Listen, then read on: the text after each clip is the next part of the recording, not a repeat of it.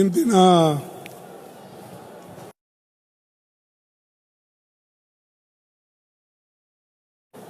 Protest ರ್ಯಾಲಿಯಲ್ಲಿ ಆಗಮಿಸಿದಂತ general secretary Randeep Surjewala ಅವರೇ, ಮುಖ್ಯಮಂತ್ರಿಗಳಾದ ಶ್ರೀ ಸಿದ್ದರಾಮಯ್ಯನವರೇ, ಉಪಮುಖ್ಯಮಂತ್ರಿಗಳಾದ ಶ್ರೀ ಡಿ.ಕೆ. ಶಿವಕುಮಾರ್ ಅವರೇ, ನಾಸೀರ್ ಹುಸೇನ್ ಅವರೇ, ಹರಿಪ್ರಸಾದ್ ಅವರೇ, ಎಚ್.ಕೆ. ಪಾಟೀಲ್ ಜಿ ಅವರೇ, ಸಂತೋಷ್ ಲಾಡ್ ಅವರೇ, ಶಿವಾನಂದ ಪಾಟೀಲ್ ರೇ, ಶಿವರಾಜ್ ತಂಗಡಗಿ ಅವರೇ, ನಸೀರ್ ಅಹಮದ್ ಅವರೇ, ಸಲೀಂ ಅಹಮದ್ ಅವರೇ, ಪ್ರಸಾದ್ ಅಭಯನ್ ಅವರೇ, ಶ್ರೀನಿವಾಸ್ ಮಾನೆ ಅವರೇ, ಯಾಸೀರ್ ಪಠಾಣ್ ಅವರೇ, ಜಿ.ಸಿ. ಚಂದ್ರಶೇಖರ್ ಅವರೇ ಹಾಗೂ ಲತೀಫ್ ಹಲ್ಲೋ ಡಿ.ಸಿ.ಸಿ. ಪ್ರೆಸಿಡೆಂಟ್ಸ್ ನಮ್ಮ ಹುಬ್ಬಳ್ಳಿ, ಅದೇ ರೀತಿಯಾಗಿ ಅನಿಲ್ ಪಾಟೀಲ್ ರೇ ಮತ್ತು ವೇದಿಕೆಯ ಮೇಲೆ ಕುಳಿತಂಥ ಎಲ್ಲ ಮಾನ್ಯರೇ, ಇಲ್ಲಿ ಉಪಸ್ಥಿತಿರ್ತಕ್ಕಂಥ ತಾಯಿಂದರೇ, ರೈತ ಬಂಧುಗಳೇ ಹಾಗೂ ಯುವ ಮಿತ್ರರೇ, ಮಾಧ್ಯಮ ಬಂಧುಗಳೇ, ಇದು ಬಹಳಷ್ಟು ಒಂದು ಸಂತೋಷದ ದಿವಸ. ಕಾರಣ ನಾವೆಲ್ಲರೂ ಸೇರಿ ಮೋದಿ ಅವರ ಸರ್ಕಾರದ ವೈಫಲ್ಯಗಳನ್ನು ಮತ್ತು ಅವರು ಮಾಡಿದಂಥ ಕೆಲವು ಜನವಿರೋಧಿ ಕೆಲಸವನ್ನು ವಿರೋಧಿಸಿ ಈ ಒಂದು ಬೃಹತ್ ಸಭೆಯನ್ನು ನಮ್ಮ ಹುಬ್ಬಳ್ಳಿ ಧಾರವಾಡದ ಮುಖಂಡರು ಕರೆದಿದ್ದಾರೆ. ಅದಕ್ಕೆ ನಾನು ನಿಮ್ಮೆಲ್ಲರಿಗೆ ಕಾಂಗ್ರೆಸ್ ಪಾರ್ಟಿಯ AICC ವತಿಯಿಂದ ನಿಮಗೆ ಅಭಿನಂದನೆಗಳನ್ನು ಸಲ್ಲಿಸ್ತೇನೆ. ಬಂಧುಗಳೇ, ಇನ್ನೂ ಕೆಲವು ಮುಖಂಡರು ಈ ವೇದಿಕೆ ಮೇಲಿದ್ದಾರೆ. ಅವರ ಹೆಸರುಗಳನ್ನು ನಾನು ಮರ್ತೋದೆ. ವಿನಯ್ ಸೋರ್ಕಿ ಅವರಿದ್ದಾರೆ, ನಮ್ಮ GS ಪಾಟೀಲ್ ಇದ್ದಾರೆ, ರಾಜಶೇಖರ್ ಹಿಟ್ನಾಳ್ ಇದ್ದಾರೆ ಮತ್ತು ನಮ್ಮ NH ಕೋನ್ ರೆಡ್ಡಿ ಅವರಿದ್ದಾರೆ, ಬಸವರಾಜ್ ಶಿವಣ್ಣನವರಿದ್ದಾರೆ ಹಾಗೂ ಪ್ರಕಾಶ್ ಕೋಳಿವಾಡ್ ಅವರಿದ್ದಾರೆ. ಇವರೆಲ್ಲರಿಗೆ ನಾನು ಇವತ್ತು ಒಂದೇ ವೇದಿಕೆ ಮೇಲೆ ಬಂದು ಇದು ಒಕ್ಕಟ್ಟಿನ ಪ್ರದರ್ಶನವನ್ನು ತೋರಿಸ್ತಾ ಇದ್ದಾರೆ. ಅದಕ್ಕಾಗಿ ನಾನು ಅವರೆಲ್ಲರಿಗೂ ಕೂಡ ಅಭಿನಂದಿಸ್ತೇನೆ. ಬಂಧುಗಳೇ, ಈ ಒಂದು ರ್ಯಾಲಿ ಬಹಳ ಮಹತ್ವದ ರ್ಯಾಲಿ ಇದೆ. ಈ ರ್ಯಾಲಿ ಕೇವಲ ಹುಬ್ಬಳ್ಳಿ ಧಾರವಾಡಕ್ಕೆ ಸಂಬಂಧಪಟ್ಟಂಥದ್ದಷ್ಟೇ ಅಲ್ಲ, ಇಡೀ ದೇಶದಲ್ಲಿ ಏನಿವತ್ತು ಬೆಲೆ ಏರಿಕೆ ಆಗ್ತಾ ಇದೆ ಮತ್ತು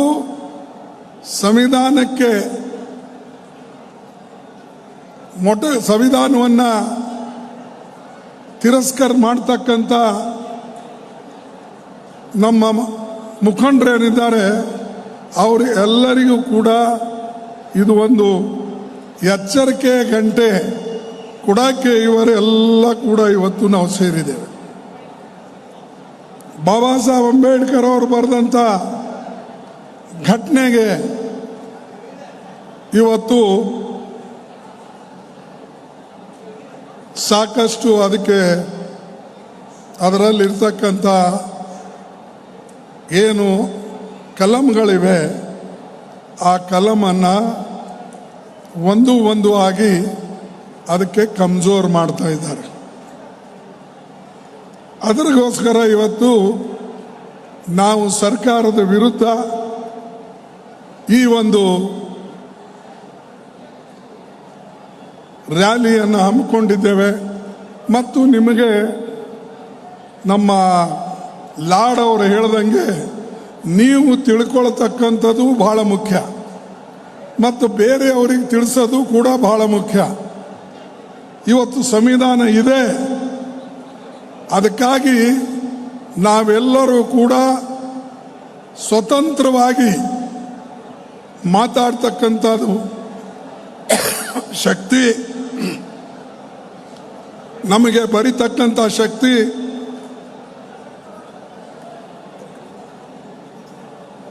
ನಮಗೆ ಏನು ಜನರಿಗೆ ತಿಳಿಸ್ಬೇಕು ಅದು ತಿಳಿಸ್ತಕ್ಕಂಥ ಒಂದು ಹಕ್ಕು ನಮಗೆ ಸಂವಿಧಾನ ಕೊಟ್ಟಿದೆ. ಆದರೆ ಇದನ್ನು ಮೋದಿ ಅವರು ಮೊಟಕುಗೊಳಿಸ್ತಾ ಇದ್ದಾರೆ. ಇವತ್ತು ಯಾರು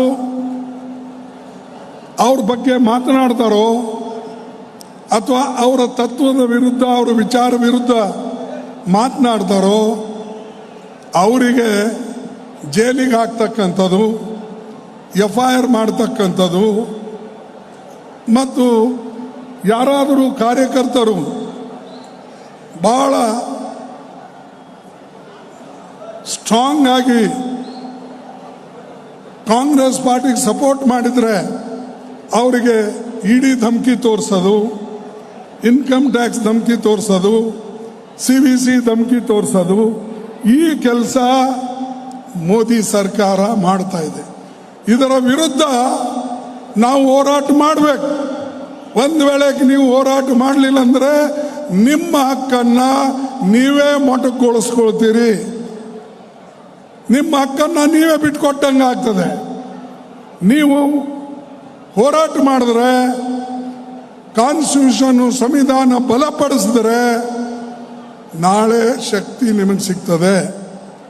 ದೇಶ ಉಳಿಬೇಕು, ಒಕ್ಕಟ್ಟಿರಬೇಕು. ಅದಕ್ಕಾಗಿ ರಾಹುಲ್ ಗಾಂಧೀಜಿ ಅವರು, ನಾವು ಈ ವೇದಿಕೆ ಮೇಲೆ ಕುಳಿತಂಥ ಎಲ್ಲರೂ ಕೂಡ ಪ್ರಯತ್ನ ಮಾಡ್ತಾ ಇದ್ದೇವೆ. ಆದರೆ ಕೆಲವು ಜನ ಅವ್ರ ಕೆಲಸನೇ ಇದೆ ಹೀಯಾಳಿಸಿ ಮಾತಾಡ್ತಕ್ಕಂಥದ್ದು ಮತ್ತು ನಾವು ಏನೇ ತರಲಿ, ಏನೇ ಕೆಲಸ ಮಾಡಲಿ ಅದಕ್ಕೆ ಟೀಕೆ ಮಾಡೋದು. ಒಂದು ಮಾತು ನಿಮಗೆ ಹೇಳ್ತೇನೆ, ಇವತ್ತೇನು ಮೋದಿ ಸರ್ಕಾರ ಕ್ಯಾಬಿನೆಟ್ನಲ್ಲಿ ಜಾತಿ ಜನಗಣನೆ ಸೆನ್ಸಸ್ನಲ್ಲೇ ಸೇರಿಸಿ ಆ ಕಾಲಮನ್ನು ಜಾತಿ ಜನಗಣನೆ ಮಾಡಬೇಕು ಅಂತ ಹೇಳಿ ನಿರ್ಣಯ ತಗೊಳ್ಳಿದ್ದ. ಈ ನಿರ್ಣಯವನ್ನು, ಇಂಥದೇ ನಿರ್ಣಯ ತೆಗೆದುಕೊಳ್ಳಕ್ಕೆ ನಾನು ರಾಹುಲ್ ಗಾಂಧಿ ಅವರು ಸಾಕಷ್ಟು ಪ್ರಯತ್ನ ಮಾಡೋದು ಅಲ್ಲದೆ ಇಡೀ ದೇಶದಲ್ಲೇ ಬ್ಯಾಕ್ವರ್ಡ್ ಕ್ಲಾಸ್ ಜನರಿಗೆ ಮತ್ತು ತುಳಿತಕ್ಕೆ ಒಳಪಟ್ಟವರಿಗೆ ನಾವು ಒಂದು ವಿಶೇಷವಾದಂಥ ಜಾತಿ ಗಣತಿಯನ್ನು ತೆಗೆದುಕೊಳ್ಬೇಕು ಅಂತ ಹೇಳಿದ್ದೇವೆ. ಹೇಳಿದಾಗ ನಾನು ಇದಕ್ಕೆ ಲೆಟರು ಬರೆದಿದ್ದೆ 2 ವರ್ಷದ ಹಿಂದೆ, ಏಪ್ರಿಲ್ 16, 2023ನಲ್ಲಿ ಪ್ರೈಮ್ ಮಿನಿಸ್ಟರ್ಗೆ. ನೋಡಿ, ಬ್ಯಾಕ್ವರ್ಡ್ ಕ್ಲಾಸ್ ಜನಾಂಗದ ಅಭಿವೃದ್ಧಿ ಆಗಬೇಕಾದ್ರೆ ನೀವು ಜಾತಿ ಜನಗಣನ ಮಾಡಲೇಬೇಕು. ಅಂದರೆ ಅದರೊಳಗೆ ಎಷ್ಟು ಜನರಿಗೆ ನೌಕರಿ ಸಿಕ್ಕಿದೆ, ಎಷ್ಟು ಜನರಿಗೆ ಎಂಪ್ಲಾಯ್ಮೆಂಟ್ ಇದೆ, ಎಷ್ಟು ಜನರಿಗೆ ಹೊಲ ಇದೆ, ಎಷ್ಟು ಜನರಿಗೆ ಶಿಕ್ಷಣದಲ್ಲಿ ಅವರು ಡಿಗ್ರಿಗಳು ಹೊಂದಿದ್ದಾರೆ, ಆಫೀಸರ್ಸ್ ಎಷ್ಟು ಜನ ಇದ್ದಾರೆ, ಇದು ಎಲ್ಲನೂ ಗೊತ್ತಾಗ್ತದೆ ಅಂಥೇಳಿ ಸಾಮಾಜಿಕ, ಆರ್ಥಿಕ, ಶೈಕ್ಷಣಿಕ ಅವರ ಗತಿ ಗೊತ್ತಾಗ್ತದೆ ಅಂಥೇಳಿ ನಾವು ಪ್ರಯತ್ನ ಮಾಡಿ ಸಾಕಷ್ಟು ಸಲ ಹೇಳಿದ್ದೇವೆ. ಹೇಳಿದ್ರೆ ಅವಾಗ ಕೇಳಲಿಲ್ಲ. ಯಾವಾಗ ಜನ ಒತ್ತಡ ಶುರು ಆಯಿತು, ಒಂದು ಅಭಿಪ್ರಾಯ ಬಂತು ಜನರಲ್ಲಿ, ನಾವು ಹೋರಾಟ ಮಾಡಬೇಕು ಅಂತೇಳಿ ಇಡೀ ದೇಶ ತುಂಬ ನಾವು ಕಾಂಗ್ರೆಸ್ ಪಾರ್ಟಿ ಅವ್ರ ರ್ಯಾಲಿಗಳನ್ನು ಮಾಡಿ ಇವತ್ತು ಸರ್ಕಾರ ಬಗ್ಗಿ ಇವತ್ತು ಅವರೇ ಒಪ್ಕೊಂಡಿದ್ದಾರೆ. ನಾವು ಜಾತಿ ಜನಗಣನ ನಮ್ಮ ಸೆನ್ಸಸ್ನಲ್ಲೇ ಅಳವಡಿಸ್ಕೊಂಡು ಮಾಡ್ತೇವೆ ಅಂತ ಹೇಳಿದ್ದಾರೆ. ಈ ಮಾತನ್ನು 2 ವರ್ಷದಿಂದ ಯಾಕೆ ಹೇಳಲಿಲ್ಲ, 4 ವರ್ಷದಿಂದ ಯಾಕೆ ಹೇಳಲಿಲ್ಲ? ನಮ್ಮನ್ನು ಟೀಕೆ ಮಾಡಿದ್ರು. ಇಲ್ಲಿ ನಿಮ್ಮ ಮಂತ್ರಿಗಳು, ನಾ ಹೆಸರು ತಗೊಳಕ್ಕೆ ಹೋಗೋದಿಲ್ಲ ಅವ್ರದ್ದು, ಯಾಕೆ ಅಂದರೆ ನೀವು ಅನ್ಬೋದು ಹೆದರ್ತೀರೇನಂತ. ನಾ ಯಾರಿಗೂ ಹೆದರಲ್ಲ. ನಾನು ಮೋದಿಗೆ ಹೆದರೋದಿಲ್ಲ, ಶಾಗೆ ಹೆದರೋದಿಲ್ಲ, ಇಂಥವರಿಗೇನು ನಾನು ಎಂದೂ ಹೆದರೋದಿಲ್ಲ. ನೀವು ನೋಡಿರ್ಬೇಕು, ಕೇಳಿರ್ಬೇಕು. ಇವರು ಮಂತ್ರಿಗಳು ಕೆಲವು ಏನು ಮಾಡ್ತಾ ಇದ್ದಾರೆ, ನಮಗೆ ಆವಾಗ ನಾವು ಇದು ಜಾತಿ ಜನಗಣನೆ ಮಾಡಬೇಕು ಹಿಂದುಳಿದ ವರ್ಗದ ಅಂತ ಕೇಳಿದಾಗ ಇಲ್ಲಿನ ಮಂತ್ರಿ ಅವರು ಒಂದು ಸ್ಟೇಟ್ಮೆಂಟ್ ಕೊಟ್ಟರು. ಏನು ಸ್ಟೇಟ್ಮೆಂಟ್ ಕೊಟ್ಟರು? ಅವರು ಸ್ಟೇಟ್ಮೆಂಟ್ ಕೊಟ್ಟರು, ರಾಹುಲ್ ಗಾಂಧಿ ಅವರು ಏನು ನಿಲುವಿದೆ ಆ ನಿಲುವು ಸರಿ ಇಲ್ಲ, ಬಾಯಿಗೆ ಬಂದಂತೆ ಮಾತಾಡ್ತಾರೆ, ಇದೇ ಶಬ್ದ ಮಾತಾಡ್ತಾರೆ ಅಂತ ಹೇಳಿದರು. ಆಮೇಲೆ ಮುಂದೆ ನಾನು ಕೇಳ್ತೇನೆ, ನಾವು ಬಾಯಿಗೆ ಬಂದಂಗೆ ಮಾತಾಡ್ತೇವೆ ಅಂತ ಹೇಳಿದವರು ನೀವು. ಇವತ್ತು ಯಾಕೆ ನಿಮ್ಮ ಸರ್ಕಾರ, ನೀವು ಅದರಲ್ಲಿ ಕ್ಯಾಬಿನೆಟ್ ಮಂತ್ರಿಯಾಗಿ ಈ ನಿರ್ಣಯವನ್ನು ತೆಗೆದುಕೊಂಡ್ರಿ? ಅಂದ್ರೆ ನಮಗೆ ಹೇಳುವಾಗ ದೇಶ ತುಕಡಿ ಆಗ್ತದೆ. ಜಾತಿಯಲ್ಲಿ ಜಗಳ ಹಚ್ತಾ ಇದ್ದಾರೆ ರಾಹುಲ್ ಗಾಂಧಿ ಅವರು, ಕಾಂಗ್ರೆಸ್ದವರು ಅಂತ ಹೇಳ್ತಿದ್ರು. ಈಗ ಯಾಕಪ್ಪ ನೀವು ಮಾಡಿದ್ರಿ? ಯಾಕಂದ್ರೆ ಇಡೀ ದೇಶದ ಜನರ, ಹಿಂದುಳಿದಂಥ ವರ್ಗದ ಜನರು ಒತ್ತಡ ಜಾಸ್ತಿ ಆದಮೇಲೆ, ಕಾಂಗ್ರೆಸ್ ಪಾರ್ಟಿ ಒತ್ತಡ ಜಾಸ್ತಿ ಆದಮೇಲೆ ಇವತ್ತು ಅವರು ಬಗ್ಗಿದ್ದಾರೆ. ಇದು ನೀವು ನೆನಪಿನಲ್ಲಿಡಬೇಕು. ಯಾವಾಗ ನೀವು ಒತ್ತಡ ತರ್ತಿರೋ ಒಳ್ಳೆ ಕೆಲಸಕ್ಕಾಗಿ ಇದು ಮಾಡಿಸ್ಬೇಕು ಅಂತ, ಆವಾಗ ಮಾತ್ರ ಇದು ಸಾಧ್ಯ ಆಗಿದೆ. ಇದನ್ನ ನಾವು ಮಾಡಿದ್ದೇವೆ. ಆ ಒಂದು ನಮ್ಮ ಎಜುಟೇಷನ್ ಒಂದು ಇದರಲ್ಲಿ ಅದಕ್ಕೆ ಇವತ್ತು ಮನ್ನಣೆ ಅದಕ್ಕೆ ಸಿಕ್ಕಿದೆ. ಅದಕ್ಕೆ ನಾನು ಇಷ್ಟು ಮಾತ್ರ ಹೇಳ್ತೇನೆ ನಿಮಗೆ, ನಾವು ಒಳ್ಳೆ ಕೆಲಸಗಳನ್ನು ಮಾಡ್ಕೋತ ಹೋದರೆ ಜನ ನಮ್ಮ ಹಿಂದೆ ಬರ್ತಾರೆ. ಬಟ್ ಇವರು ಯಾರೇ ಇರಲಿ, ಮೋದಿ ಅವ್ರ ಮಂತ್ರಿಗಳು ಸುಳ್ಳು ಹೇಳಕ್ಕೆ ಹೋಗಬೇಡಿ ಮತ್ತು ಟೀಕೆ ಮಾಡಬೇಡಿ. ಸುಳ್ಳು ಟೀಕೆ ಮಾಡಿದ್ರೆ ನೀವೇ ಅದರ ಪರಿಣಾಮವನ್ನು ಭೋಗಿಸಬೇಕಾಗ್ತದೆ. ಅದಕ್ಕೆ ಬಂಧುಗಳೇ, ಇವತ್ತು ಈ ಒಂದು ಮೊದಲನೇ ಕೆಲಸ ನಾವು 3 ಸೂತ್ರಗಳನ್ನು ಒಪ್ಕೊಂಡಿದ್ದು ಮತ್ತು ಜನರ ಮಧ್ಯದಲ್ಲಿ ಹೋಗಿದ್ದೇವೆ. 3 ಸೂತ್ರ ತಗೊಂಡು, ಒಂದು ಜಾತಿ ಜನಗಣನ, ಎರಡನೇದು ಆರ್ಟಿಕಲ್, ಸಂವಿಧಾನ ಏನಿದೆ ಸಂವಿಧಾನದಲ್ಲಿ ಬರೆದಂಥ 15 ಆರ್ಟಿಕಲ್ 15 ಸಬ್ ಕ್ಲಾಸ್ 5 ಅದರ ಪ್ರಕಾರ ಪ್ರೈವೇಟ್ ಇನ್ಸ್ಟಿಟ್ಯೂಷನ್ಸ್ಗಳಲ್ಲಿ, ಪ್ರೈವೇಟ್ ಯಾವುದೇ ಸಂಸ್ಥೆಗಳಿರಲಿ, ಅದರಲ್ಲಿ ನಮ್ಮ ಪಾಲ ನಮಗೆ ಕೊಡಬೇಕು ಅಂತ ಹೇಳಿ ನಾವು ಹೋರಾಟ ಮಾಡ್ತೀವಿ. ಯಾಕಂದ್ರೆ ಎಲ್ಲ ದೊಡ್ಡ ದೊಡ್ಡ ಕಾರ್ಖಾನೆ, ಸರ್ಕಾರಿ ಕಾರ್ಖಾನೆ ಅಂತೂ ಮುಚ್ಚೋಗಿವೆ. ಅದಾನಿ ಅಂಬಾನಿ ಅಂತವ್ರಿಗೆ ಕೊಟ್ಟು ನೀವು ಅಲ್ಲಿ ದಿವಾಳಿ ಎಬ್ಸಿದ್ರಿ. ಈಗ ನಮಗೆಲ್ಲಿದೆ ನೌಕರಿ? ರೈಲ್ವೆ ನೌಕರಿ ಕಡಿಮೆ, ಪಬ್ಲಿಕ್ ಸೆಕ್ಟರ್ನಲ್ಲಿ ಇರ್ತಕ್ಕಂಥ HMD, HAL, BEL, BHEL ಇಲ್ಲೆಲ್ಲ ಕಡಿಮೆ. ಒಂದು ಮುಚ್ಚಿ ಶ್ರೀಮಂತರ ಕೈಯಲ್ಲಿ ಕೊಡ್ತಾ ಇದ್ದಾರೆ. ಬ್ಯಾಂಕದು ಕೂಡ ಅದೇ ಕಥೆ ಆಗಿದೆ, ರೈಲ್ವೆದು ಅದೇ ಕಥೆ ಆಗಿದೆ. ಅದಕ್ಕೆ ಪ್ರೈವೇಟ್ ಇನ್ಸ್ಟಿಟ್ಯೂಷನ್ಸ್ಗಳಲ್ಲಿ, ಕಾರ್ಪೊರೇಟ್ ಅವ್ರ ಕಂಪನಿಗಳು ಯಾವುದೇ ಇರಲಿ, ಅಲ್ಲಿ ಶೆಡ್ಯೂಲ್ಡ್ ಕಾಸ್ಟ್, ಶೆಡ್ಯೂಲ್ಡ್ ಟ್ರೈಬ್, ಬ್ಯಾಕ್ವರ್ಡ್ದವರಿಗೆ ರಿಸರ್ವೇಶನ್ ಕೊಡಬೇಕು ಅನ್ನತಕ್ಕಂಥದ್ದು ನಮ್ಮದು ಎರಡನೇ ಬೇಡಿಕೆ. ಮೂರನೇ ಬೇಡಿಕೆ, ಈ ನಮ್ಮ 50% ರಿಸರ್ವೇಶನ್ ಅದು ಕ್ಯಾಪ್ ಇದೆ, ಅದಕ್ಕಿಂತ ಮೀರಿ ಕೊಡಬಾರ್ದು ಅಂತ ಹೇಳಿ ಸುಪ್ರೀಂ ಕೋರ್ಟ್ ಒಂದು ಕಡಿವಾಣ ಹಾಕಿದೆ. ಆದರೆ ನಾವು ಸರ್ಕಾರಕ್ಕೆ ಮನವಿ ಮಾಡಿದ್ದೇವೆ, ಮನವಿ ಕೊಟ್ಟಿದ್ದೇವೆ ಮತ್ತು ಇದರ ಹಿಂದೆ ನಾವೆಲ್ಲರೂ ಕೂಡ ಹೋರಾಟ ಮಾಡ್ತಾ ಇದ್ದೇವೆ. 50% ಕ್ಯಾಪನ್ನು ತೆಗೆದು ನೀವು ತಮಿಳುನಾಡುದಲ್ಲಿ ಯಾವ ರೀತಿಯಾಗಿ 67-68% ರಿಸರ್ವೇಶನ್ ಮಾಡಿದಾರೋ ಅದೇ ರೀತಿಯಾಗಿ ಇಲ್ಲೂ ಕೂಡ ಕರ್ನಾಟಕದಲ್ಲಿ ಆಗಬೇಕು ಅಂತ ಹೇಳಿ ನಮ್ಮ ಬೇಡಿಕೆ ಇದೆ. ಅದಕ್ಕೆ ನಮ್ಮ ರಾಜ್ಯದ ಮುಖ್ಯಮಂತ್ರಿಗಳು ಅಥವಾ ನಮ್ಮ ರಾಜ್ಯದ ಮಂತ್ರಿಮಂಡಲ ತಯಾರಿದೆ ಮಾಡೋಕ್ಕೆ. ಆದರೆ ಕೇಂದ್ರ ಸರ್ಕಾರ ಇದಕ್ಕೆ ಅಡ್ಡಿ ಬರ್ತಾ ಇದೆ. ಅದಕ್ಕೆ ನಾವು ಇವತ್ತು 50% ಕ್ಯಾಪ್ ನೀವು ತೆಗೆದುಹಾಕಿ ಅಂತ ನಾವು ಹೇಳ್ತಾ ಇದ್ದೀವಿ. ಇದರ ಜೊತೆಯಲ್ಲೇ ಈ ಒಂದು ಸೆನ್ಸಸ್ ಮಾಡೋದ್ರಲ್ಲಿ ಅವ್ರಿಗೆ ಆಸಕ್ತಿ ಇರಲಿಲ್ಲ. ಸಡನ್ ಆಗಿ ಅವ್ರಿಗೆ ಹೆಂಗೆ ಬುದ್ಧಿ ಬಂತೋ ಗೊತ್ತಿಲ್ಲ. 2021 ಅದರ ಜನಗಣತಿ ಆಗಲಿಲ್ಲ. ಇನ್ನು ಯಾಕೆ ಮಾಡಲಿಲ್ಲ? ಪ್ರತಿ 10 ವರ್ಷಕ್ಕೆ ಜನಗಣತಿ ಆಗಬೇಕು, ಆದರೆ ಇವ್ರು ಮಾಡಲಿಲ್ಲ. ಯಾಕೆ? ಮಾಡಿದ್ರೆ ಜನರ ಪರಿಸ್ಥಿತಿ ಗೊತ್ತಾಗ್ತದೆ, ಅವ್ರ ಪರ್ ಕ್ಯಾಪಿಟಲ್ ಇನ್ಕಮ್ ಎಷ್ಟು ಗೊತ್ತಾಗ್ತದೆ, ಅವ್ರ ಸ್ಯಾಲ್ರಿ ಎಷ್ಟು ಸಿಗ್ತಾ ಇದೆ ಅದು ಗೊತ್ತಾಗ್ತದೆ, ನೌಕರಿಗಳು ಎಷ್ಟು ಸಿಕ್ಕಿವೆ ಗೊತ್ತಾಗ್ತದೆ, ಜನ ಎಷ್ಟರವರೆಗೆ ಮುಂದುವರೆದಿದ್ದಾರೆ ಅಂತ ಗೊತ್ತಾಗ್ತದೆ. ಅದಕ್ಕಾಗಿ ಅವರು ಮಾಡ್ತಾ ಇಲ್ಲ. ಈಗ ಮಾಡೋಕ್ಕೆ ಮುಂದೆ ಬಂದಿದ್ದಾರೆ.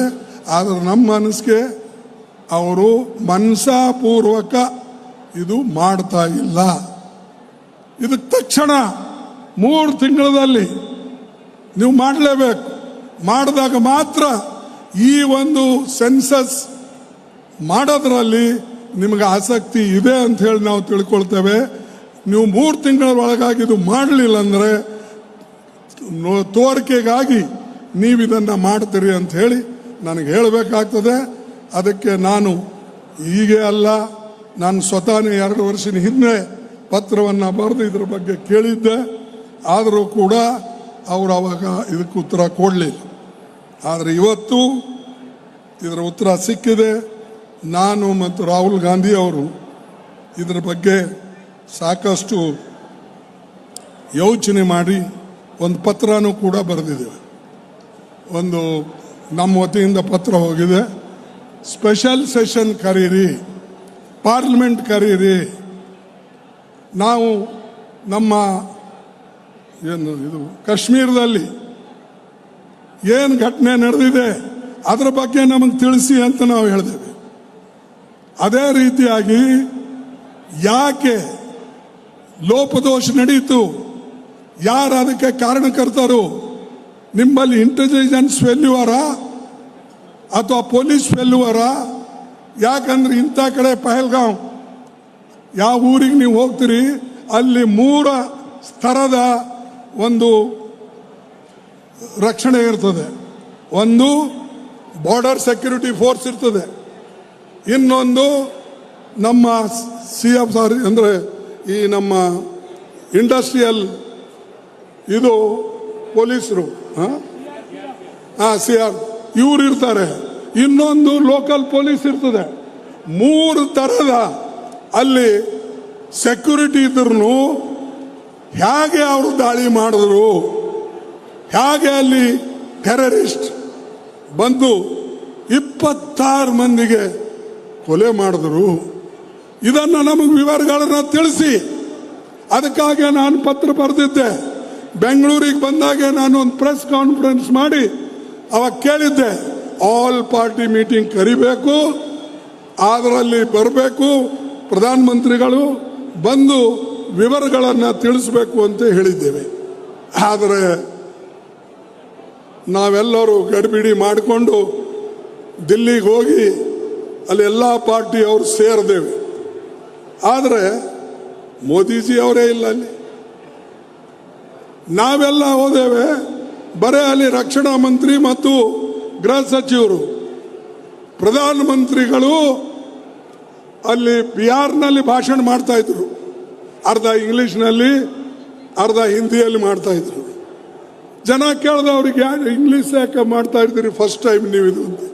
ಅವ್ರೇನು ಹೇಳಿದ್ರು, ಇಡೀ ಇಂಟರ್ನ್ಯಾಷನಲ್ನಲ್ಲಿ ಈ ಮೆಸೇಜ್ ಹೋಗಲಿ, ಮೋದಿ ಗಟ್ಟಿಯಾಗಿದ್ದಾನೆ, ಮೋದಿ ಎಲ್ಲಕ್ಕೂ ತಯಾರಾಗಿದ್ದಾನೆ ಅಂತ ಹೇಳಕ್ಕೆ ನಾನು ಇಂಗ್ಲೀಷ್ನಾಗ ಭಾಷಣ ಮಾಡ್ತಾ ಇದ್ದೀನಿ ಅಂತ ಹೇಳಿದೆ. ಮಾರಾಯ, ನೀನು ಇಂಗ್ಲೀಷ್ ತೊಗೊಂಡು ನಾವೇನು ಮಾಡಬೇಕಾಗದ? ನಮಗೆ ಬೇಕಾಗಿದ್ದು, ನಮ್ಮ ದೇಶಕ್ಕೆ ಬೇಕಾಗಿದ್ದು ರಕ್ಷಣೆ, ನಮ್ಮ ಜನರಿಗೆ ಬೇಕಾಗಿದ್ದು ರಕ್ಷಣೆ, ನಮ್ಮ ಜೀವ ಉಳಿಸಿ. ನಿನ್ನ ಕೈಯಲ್ಲಿ ಅಧಿಕಾರ ಕೊಟ್ಟಿದ್ದಾರೆ, ಜನ ತಪ್ಪಿ ಕೊಟ್ಟಿದ್ದಾರೆ, ಅದು ಇವತ್ತು ಭೋಗಿಸ್ತಾ ಇದ್ದಾರೆ. ಇವತ್ತೇನಾಗಿದೆ, ಇವ್ರ ಕೈಯಲ್ಲಿ ಅಧಿಕಾರ ಕೊಟ್ಟು ಎಲ್ಲನೂ ಕೂಡ ಇವತ್ತು ಒಂದಕ್ಕೊಂದು ಗಗನಕ್ಕೆ ಕಿಮ್ಮತ್ಗಳು ಏರಿವೆ. ಇವತ್ತು ಗ್ಯಾಸ್ದು ಕಿಮ್ಮತ್ ಹೆಚ್ಚಿಗಾಗಿದೆ. ಪ್ರತಿಯೊಂದು ವಸ್ತುಗಳ ಕಿಮ್ಮತ್ತು ಇವತ್ತು ಇಷ್ಟೊಂದು ಗಗನಕ್ಕೇರಿದೆ. ಬಹುಶಃ ಸಾಮಾನ್ಯ ಜನ ಬದುಕ್ತಕ್ಕಂಥದ್ದು ಸಾಧ್ಯನೇ ಇಲ್ಲ. ಆದರೆ ಮೋದಿ ಇದರ ಬಗ್ಗೆ ಯೋಚನೆ ಮಾಡ್ತಾ ಇಲ್ಲ. ಮತ್ತು ಯಾವ ಮೀಟಿಂಗನ್ನು ನಾವು ಕರಿಬೇಕು ಅಂತ ಅವ್ರಿಗೆ ಹೇಳಿದ್ದೇವೆ, ಅದರ ಬಗ್ಗೆನೂ ಕೂಡ ಅವರಿಗೆ ಇದ್ರ ಬಗ್ಗೆ ಗಮನ ಇಲ್ಲ. ಅದಕ್ಕೆ ನಾವು ಹೇಳಿದ್ದೇವೆ, ನಮಗೆಲ್ಲ ಮೀಟಿಂಗ್ ಕರೆಸಿ ಅವರೇ ಗಾಯಬಾದರು, ಅವರೇ ಇರಲಿಲ್ಲ. ಅಟ್ಲೀಸ್ಟ್ ಇನ್ನು ಮುಂದಾದರೂ ಕೂಡ ಇಂಥ ಘಟನೆಗಳು ನಡಿಬಾರದು. ಯಾವಾಗ ದೇಶದ ರಕ್ಷಣೆ ಪ್ರಶ್ನೆ ಬರ್ತದಂದರೆ ಆವಾಗ ನಾವೆಲ್ಲರೂ ಒಂದಾಗಿರ್ಬೇಕು. ದೇಶ ಮುಖ್ಯ, ಆಮೇಲೆ ನಿಮ್ಮ ಧರ್ಮಗಳು, ಆಮೇಲೆ ನಿಮ್ಮ ಪಾರ್ಟಿಗಳು. ಅದನ್ನು ಬಿಟ್ಟು ಎಲೆಕ್ಷನ್ ಭಾಷಣ ಮಾಡ್ಕೊಂಡು ಅಡ್ಡಾಡ್ತೀರಿ ಅಂದರೆ ನಾವೇನು ಹೇಳಬೇಕು? ನಿಮಗೆ ದೇಶದ ಬಗ್ಗೆ ಪ್ರೀತಿ ಇದೆ ಅಂತ ಹೇಳೋಣ, ಅಥವಾ ದೇಶಕ್ಕೆ ಏನು ಸಂದೇಶ ಕೊಡಬೇಕು ಅಂತ ಹೇಳಿ ನೀವು ಹೇಳಿದ್ರಿ, ಅದು ಸಾಧ್ಯನಾ? ಅದಕ್ಕೆ ಬಂಧುಗಳೇ,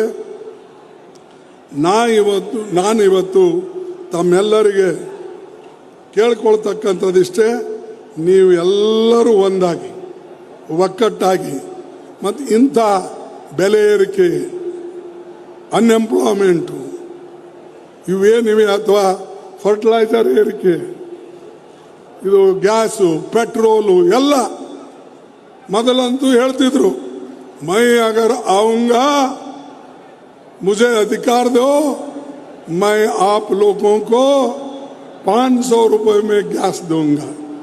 ಈಗ ಎಷ್ಟಿದೆ ಗ್ಯಾಸ್ ಕಿಮ್ಮತ್ತು? 850. ಮೊದಲು ಹೆಚ್ಚಿಸ್ತು ಮನಮೋಹನ್ ಸಿಂಗ್ ಅವ್ರ ಕಾಲದಲ್ಲಿ 480 ರೂಪಾಯಿ ಇತ್ತು. ನಮ್ಮ ಸರ್ಕಾರ ಒಳ್ಳೆಯದೋ ಅವ್ರ ಸರ್ಕಾರ ಒಳ್ಳೆಯದೋ ಹೇಳಿ. ಮತ್ತು ಆವಾಗ ಕ್ರೂಡ್ ಆಯಿಲ್ ಬೆಲೆ ಎಲ್ಲಕ್ಕಿಂತಲೂ ಜಾಸ್ತಿ ಇತ್ತು. ಈಗ ಅದರ ಬೆಲೆ ಕಮ್ಮಿ ಆಗಿದೆ. ಆದರೆ ಪೆಟ್ರೋಲು ಮತ್ತು ಡೀಸೆಲ್ ಬೆಲೆ ಕಮ್ಮಿ ಆಗಬೇಕಲ್ಲ, ಅದನ್ನು ಬಿಟ್ಟು ಅದರ ಬೆಲೆ ಏರಿಸ್ತಾ ಇದ್ದಾರೆ. 34 ಲಕ್ಷ ರೂಪಾಯಿ, 34 ಲಕ್ಷ ಕೋಟಿ. ಈ ಒಂದು ಇಷ್ಟೊಂದು ದುಡ್ಡ ಬಡವರ ಹತ್ರ ಸುಲ್ದಾರೆ. ನಮ್ಮ ರಾಜ್ಯದಿಂದ ಸಿದ್ದರಾಮಯ್ಯನವರು ಕೊಡ್ತಕ್ಕಂಥದ್ದು ಕೇಂದ್ರ ಸರ್ಕಾರಕ್ಕೆ 4,50,000 ಕೋಟಿ ಕೊಡ್ತಾ ಇದ್ದಾರೆ. ಅವ್ರಿಗೆ ಸಿಗ್ತದೆ ಅಷ್ಟು 50,000. ಅಂದರೆ ನಾವು ಕೂಡ ತೆರಿಗೆ GST ರೂಪದಲ್ಲಿ, ಟ್ಯಾಕ್ಸ್ ರೂಪದಲ್ಲಿ ಸುಮಾರು 4 ಲಕ್ಷಕ್ಕಿಂತಲೂ ಹೆಚ್ಚಿನ ಹಣ ಕೊಡ್ತೇವೆ. ಕೇಂದ್ರ ಸರ್ಕಾರ ನಮಗೆ ಬರೇ 50,000 ಕೋಟಿ ರೂಪಾಯಿ ವಾಪಸ್ ಕೊಡ್ತದೆ. ಹೀಗಾದರೆ ಹೇಗೆ ರಾಜ್ಯದ ಬೆಳವಣಿಗೆ ಆಗ್ತದೆ? ತಿರುಗಿ ಮುರುಗಿ ನಮಗೆ ಟೀಕೆ ಮಾಡೋದು. ಸಿದ್ದರಾಮಯ್ಯ ಅವರ ಗೌರ್ಮೆಂಟ್ ಬಂತು, ಇವತ್ತು ಬೆಲೆ ಏರಿಕೆ ಆಗಿದೆ. ಅರೆ, ಬೆಲೆ ಏರಿಕೆ ಮಾಡಿದವ್ರು ನೀವು. ಏನು ಎಕ್ಸೈಸ್ ಡ್ಯೂಟಿ ಹಚ್ಚದವ್ರು ನೀವು. ಅದೆಲ್ಲ ನಿಮ್ಮಲ್ಲೇ ಹೋಗ್ತಾ ಇದೆ, ನಿಮ್ಮ ಜಾಬಿಗೆ ಹೋಗ್ತಾ ಇದೆ. ನೀವು ಬಿಡುಗಡೆ ಮಾಡುವಾಗ ಬಿಡುಗಡೆ ಮಾಡ್ತಾ ಇಲ್ಲ. ಅದಕ್ಕಾಗಿ ಅವರಿಗೆ ನೀವು ಬುದ್ಧಿ ಕಲಿಸಬೇಕಾಗಿದೆ, ಹೇಳಬೇಕಾಗಿದೆ. ನಿಮ್ಮ ಸರ್ಕಾರ ರಾಜ್ಯ ಸರ್ಕಾರಗಳಿಗೆ ಮೋಸ ಮಾಡ್ತಾ ಇದೆ ಅನ್ನತಕ್ಕಂಥ ಮಾತನ್ನ ಇವತ್ತು ನೀವು ತಿಳಿಸ್ಬೇಕಾಗ್ತದೆ. ಬಂಧುಗಳೇ, ಇನ್ನೊಂದು ಮಾತು, ಈ ಜನರಿಗೆ ಏನಾಗ್ಯದೋ ಗೊತ್ತಿಲ್ಲ.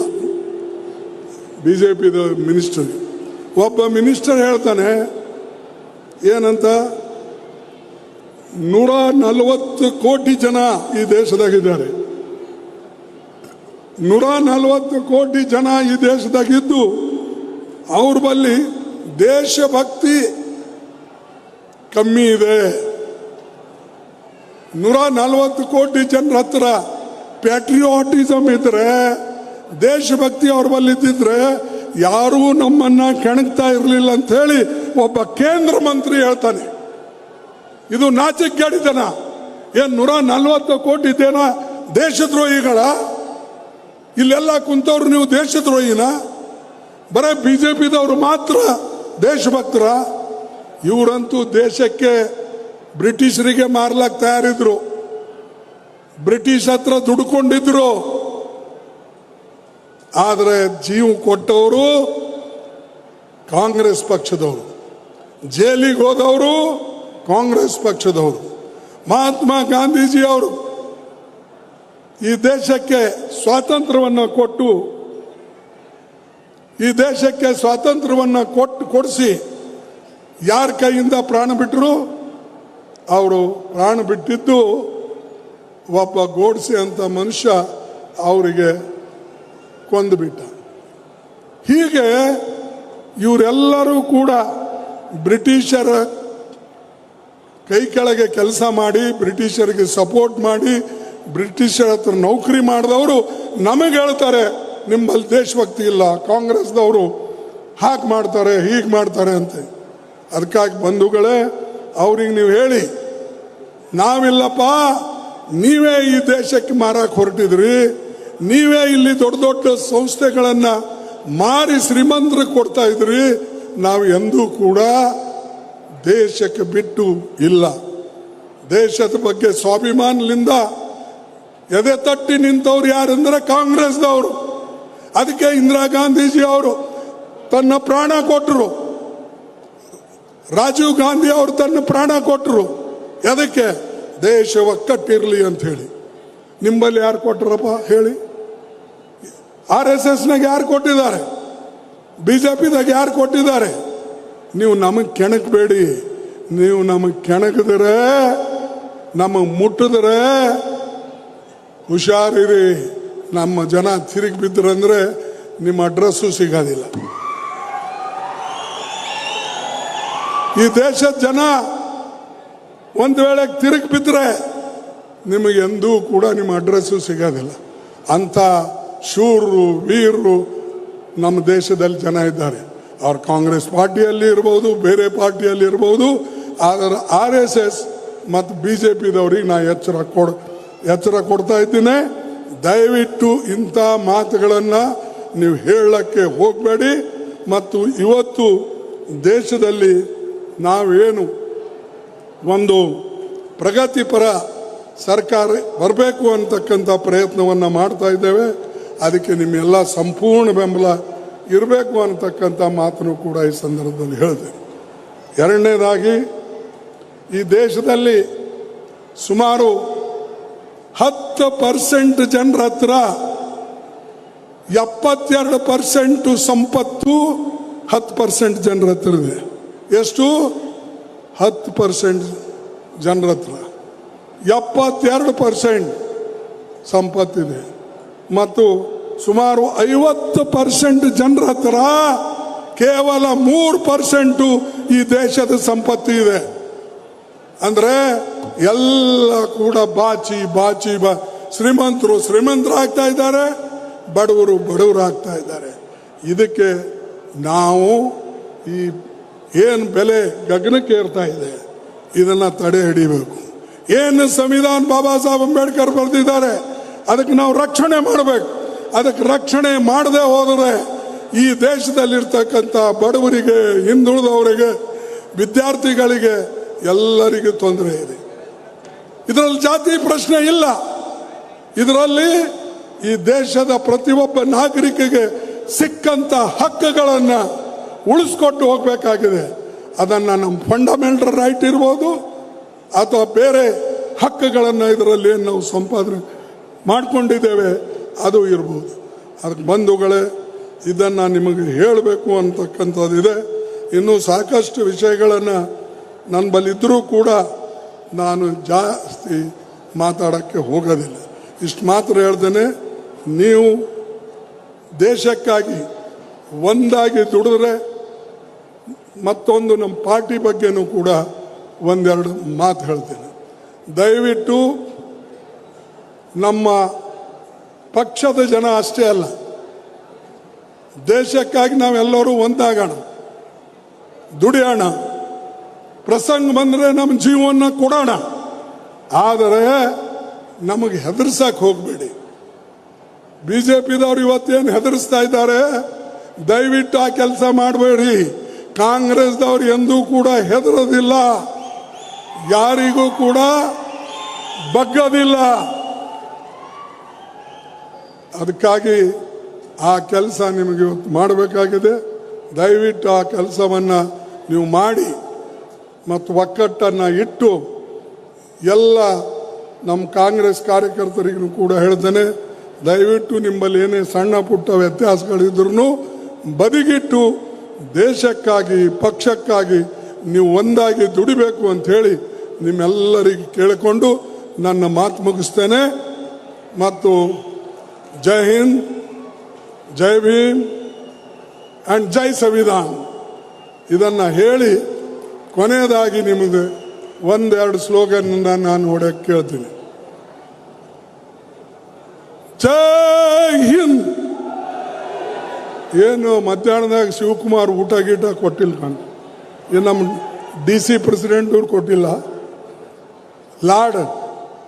ಲಾಡ್ನು ಊಟ ಹಾಕಿಲ್ಲ ಕಾಣ್ತದೆ. ಜೈ ಹಿಂದ್ ನೋಡಲ್ಲಿ ಹಿಂದಿನವ್ರು ಯಾರು ಕೂಗ್ತಾ ಇಲ್ಲ. ಜೈ ಹಿಂದ್, ಜೈ ಹಿಂದ್, ಜೈ ಭೀಮ್, ಜೈ ಭೀಮ್, ಜೈ ಭೀಮ್, ಜೈ ಸಂವಿಧಾನ್, ಜೈ ಸಂವಿಧಾನ್, ಜೈ ಸಂವಿಧಾನ್. ಧನ್ಯವಾದ. ನಿಮಗೆಲ್ಲ ಒಳ್ಳೇದಾಗಲಿ ಅಂತೇಳಿ ನಾನು ಮಾತು ಮುಗಿಸ್ತೇನೆ.